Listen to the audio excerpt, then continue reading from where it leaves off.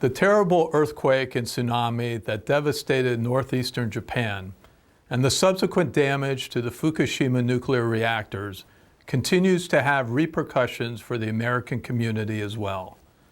Every day, I'm heartened by the outpouring of compassion and support demonstrated by individual citizens and U.S. government professionals as we reach out to our Japanese friends during this incredibly challenging time. American citizens residing in Japan may continue to experience ongoing effects from these unprecedented events, and restoring a normal way of life may take some time. During this period, we are committed to providing you with guidance and information to assist you and your entire family.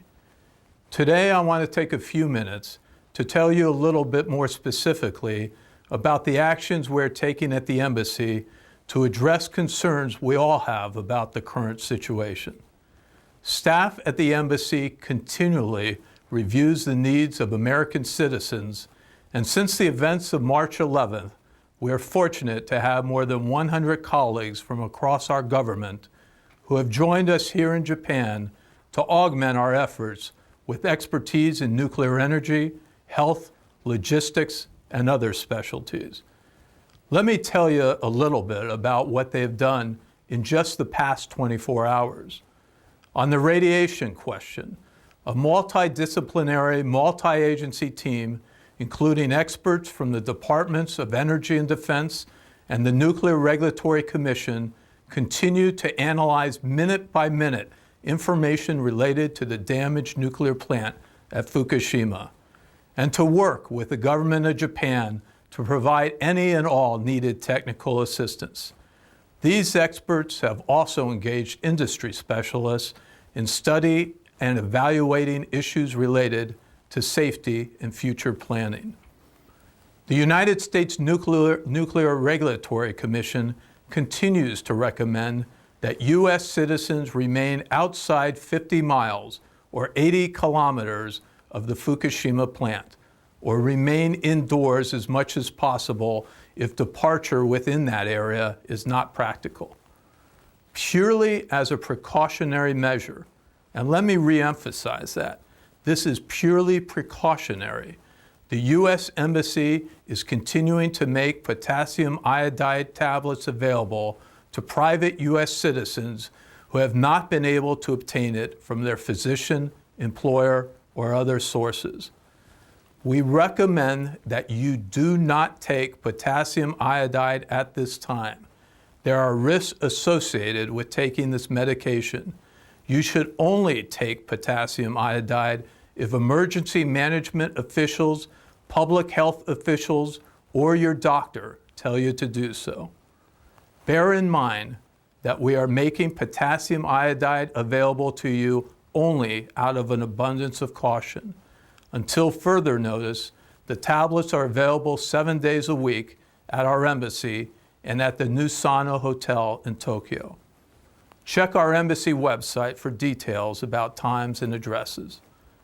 On the issue of food safety, something I know concerns many families, concerns us all.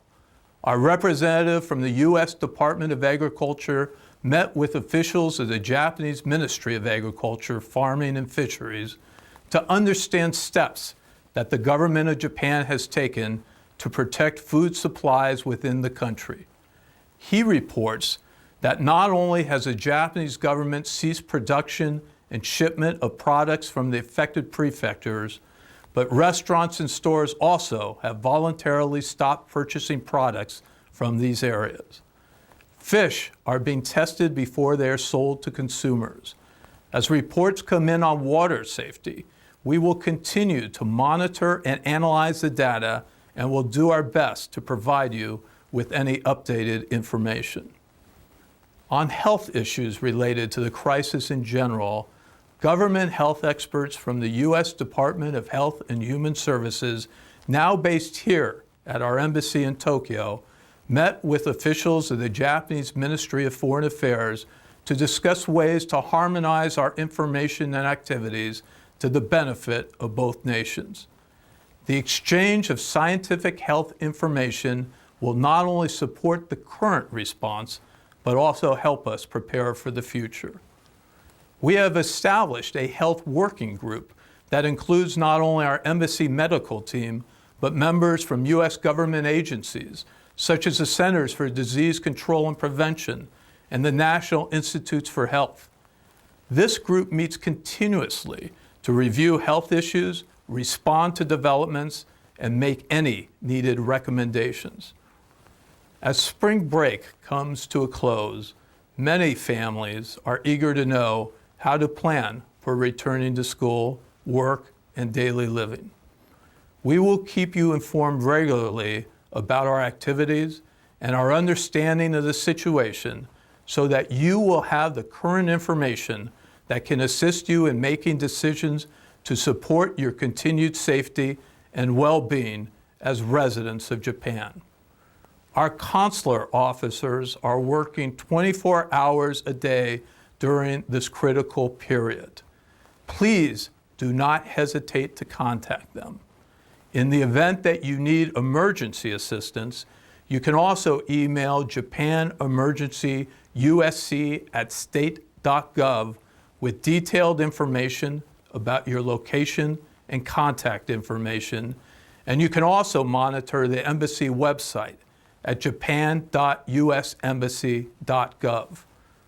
Finally, I encourage you all to sign up for a Twitter account if you haven't already done so.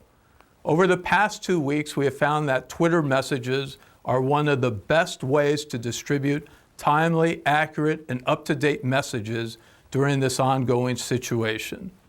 From my @Ambassador Roos account, I will keep you informed regularly and will respond directly to your messages when I can.